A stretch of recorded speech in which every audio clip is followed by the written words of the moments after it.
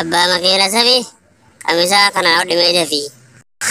fidii asirra na ofi hangalli meetti fayyadu go'a makiina safi kunoo irra si afe dafi irra na ofi jarjarattiin jiraaf irraa dafi na ofi hoy eessatti akka jarjartamee afi kamisaa na hodhiif si dhufe maali namticha na gaafiin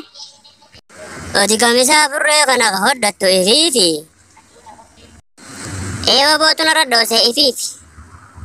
tanaaf hodhachuu deemaa saniif ati yoom raayyaa ittisa biyyaa seente namticha kafi ati yoom raayyaa ittisa biyyaa seente namticha kafi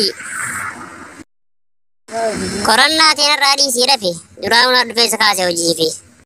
hojiin teenarraa haftu namochi burree tana qabu hin fedhu narraa hafi hayyee bobbaan deemuu deemaa nagee harrafe